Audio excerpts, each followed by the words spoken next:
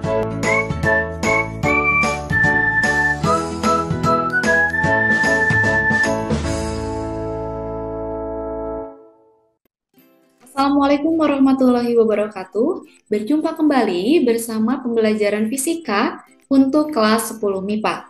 Pada pertemuan kali ini kita akan membahas mengenai gerak parabola atau projectile motion atau gerak peluru ya.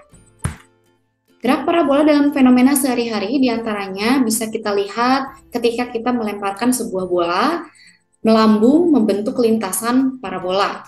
Kemudian ada sebuah motor yang melintasi sebuah sungai, maka lintasannya pun sama berbentuk parabola. Dan fenomena yang ketiga yaitu fenomena air mancur di kolam. Itu juga lintasannya sama, berbentuk parabola. Masih banyak contoh-contoh yang lainnya dalam kehidupan sehari-hari. Oke, sebelum kita melakukan pembelajaran gerak parabola, ada satu konsep yang harus kita ingat dan akan kita gunakan dalam gerak parabola ini. Mari kita review bersama untuk materi resultan vektor 2 dimensi. Masih ingat ketika ada vektor 2 dimensi di sumbu X dan sumbu Y, maka vektor A bisa kita proyeksikan ke sumbu X dan ke sumbu Y. Maka untuk resultannya, jika sumbu X-nya XY, sumbu Y-nya YJ, maka R atau resultan vektornya adalah XY plus YJ. Ya. Oke, sekarang mari kita masuk ke dalam gerak parabola. Gerak parabola, apa itu gerak parabola? Seperti yang sudah kita amati dari beberapa fenomena sehari-hari, gerak parabola adalah gerak benda yang lintasannya berbentuk parabola dikarenakan pengaruh percepatan gravitasi dan mengabaikan gesekan udara. Gerak parabola merupakan gabungan dari gerak GLB dan GLBB, gabungan dari gerak lurus beraturan dan gerak lurus berubah beraturan. Di sumbu Y atau gerak yang vertikal itu berlaku GLBB, sedangkan di sumbu X, di sumbu horizontal itu berlaku GLB.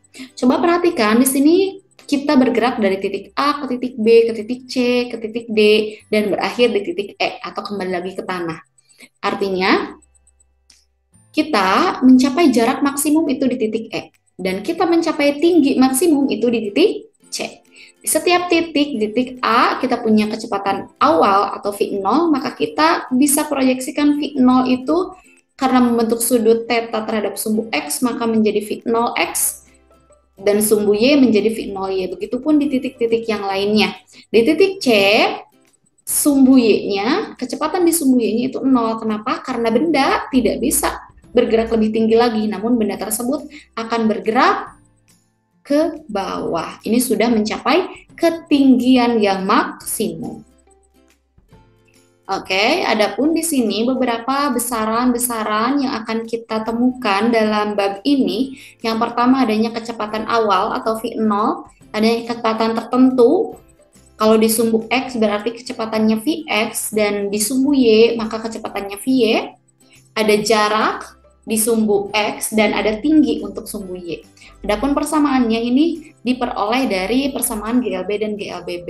Hanya saja kita ubah V0-nya karena tadi ada V0X dan V0Y, maka V0X-nya menjadi V0 cos theta dan V0Y-nya menjadi V0 sin theta. Itu berdasarkan konsep resultan vektor.